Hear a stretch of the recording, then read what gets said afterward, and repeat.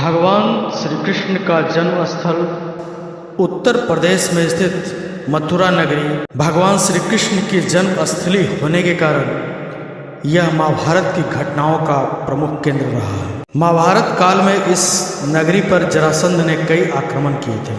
जिस स्थान पर कंस रहता था उस स्थान को कंस के किले के नाम से जाना जाता है। कंस के आतंक को रोकने के लिए भगवान विष्णु को श्री कृष्ण अवतार लेना था। कंस उनके इस अवतार को रोकने और अवतार के उपरांत उन्हें मारने का षड्यंत्र इसी किले में रचता था। यह किला मथुरा में आज भी है। व्यास पोथी नामक स्थान बद्रीनाथ से 3 किलोमीटर की दूरी पर उत्तराखंड के माड़ा गांव में स्थित है। यहाँ महाभारत के रचनाकार महर्षि वेद व्यास की गुफा है। इसके समीप ही गणेश गुफा है।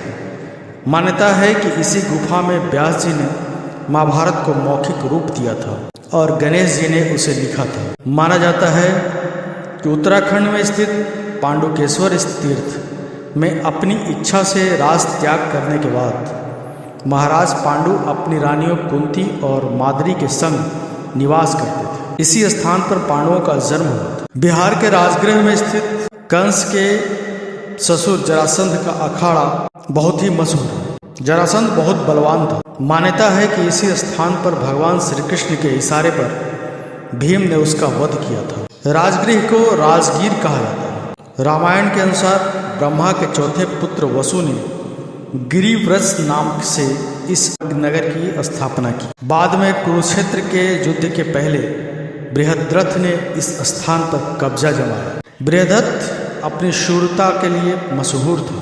कहते हैं कि कौरवों से अपना राज्य हारने के बाद भगवान श्री कृष्ण के कहने पर अर्जुन मनाली के पिरनी में तप करने चले गए। उस स्थान को अर्जुन गुफा के नाम से जाना जाता है। इसी स्थान पर भगवान शिव ने अर्जुन को पाशुपात अस्त्र दिया था।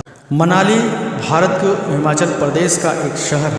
मनाली कुल्लू घाटी के उत्तर में स्थित लोकप्रिय हिल स्टेशन और पर्यटन स्थल है। पौराणिक ग्रंथों में मनाली को मनु का घर कहा गया है।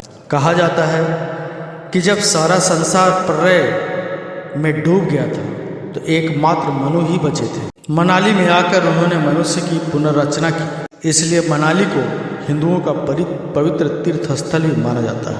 इसके अलावा मनाली में हिंदू गाथाओं से जुड़े और भी कई प्राचीन स्थल हैं।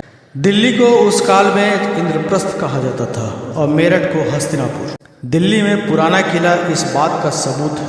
खुदाई में मिले अवशेषों के आधार पर पुरातत्वविदों का एक बड़ा वर्ग यह मानता है कि पांडवों की राजधानी इसी स्थल पर रही हो। दिल्ली कई ऐतिहासिक घटनाओं का साक्षी रहा है।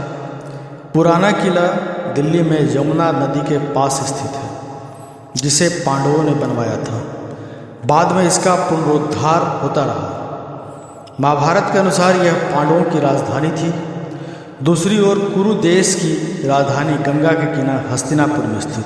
कहते हैं कि महाभारत युद्ध के पश्चात द्वारका पर अनजान शक्तियों ने हमला किया था, जिसके चलते वह नष्ट हो गई थी और कालांतर में समुद्र में डूब गई। द्वारका उस काल में महाभारत काल का प्रमुख केंद्र हुआ करता था, जो कई प्राचीन और ऐतिहासिक घटनाओं का केंद्र था। गुजरात के पश्चिमी तट पर समुद्र में डूबे 7000 से 3500 वर्ष पुराने शहर खोजे गए, जिनको महाभारत में वर्णित द्वारका के संदर्भों से जोड़ा गया है।